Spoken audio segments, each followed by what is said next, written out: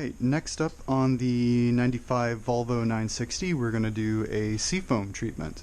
Does Seafoam work? I don't know. This isn't about that. I've used it on several cars. I've had pretty good results. They're all kind of subjective, but it's easy enough to do, it's cheap, and as long as you don't get carried away and hydrolock the engine, you're going to be alright. I did try to use the Deep Creep product, which you put right here in the intake, which would do a nice job of cleaning the throttle body and everything, but there just wasn't enough suction for it to actually pull up here, so it just flew, or it just flowed back down through the airbox onto the ground, and by the time I noticed it, there was a big puddle on the ground. Kind of embarrassing. So we're going to go with the standard method of using the brake booster hose. So your brake booster is right here in front of the driver's side on the firewall.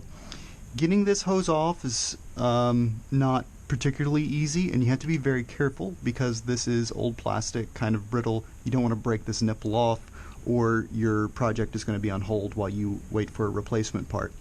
What I did to get it off is I sprayed it a little bit with this silicone lubricant to kind of work down in there. I applied a little bit of heat from a heat gun, not too much, kind of twisted it around and worked it off with this plastic pry bar while supporting the nipple, if you will, nipple. So just kind of that motion there. Then, so that I can control everything from the car and keep the RPMs up, I have a small hose. I don't know the exact diameter here, but inserted that, put the hose clip back on, and if I know what I'm doing, should mean that I can sit here in the driver's seat and don't have to rig up something fancy to make the throttle work. So I have the Seafoam in a clear container just so we can see how quickly it's going down. Let me start up the engine. We might get a check engine light because we will have a vacuum leak after all.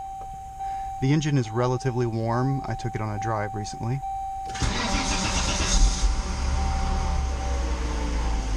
Alright, we do have suction for sure. Now we're going to take this up to about 2,000 RPM and start sucking.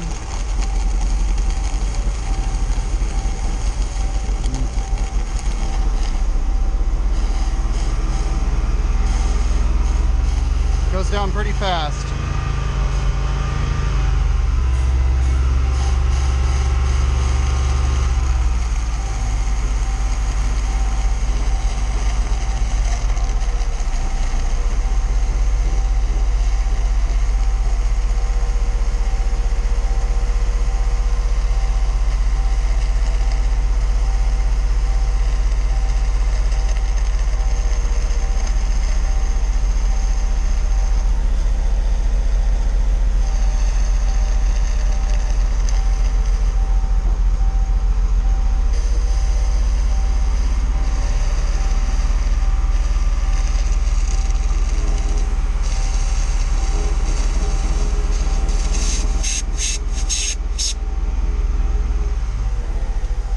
There we go.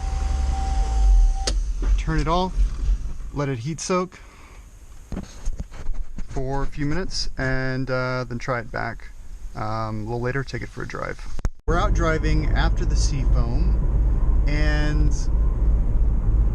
it's not a huge improvement, but I do feel a difference in the throttle response. Nothing amazing, but incremental change. So far we've done transmission,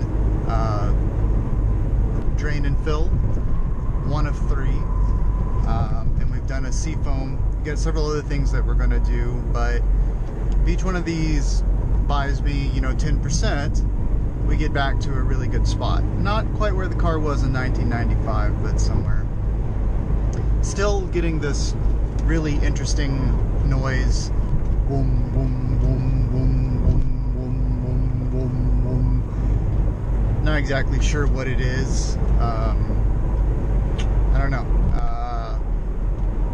sounds familiar to anybody, of course, leave something in the comments, and perhaps that'll help us diagnose.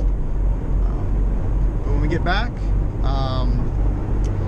we're going to put her up on ramps this time instead of the quick jack, and we're going to do our second transmission drain and fill, because I found out that ramps for that purpose are a whole lot easier. But more on that in the next video.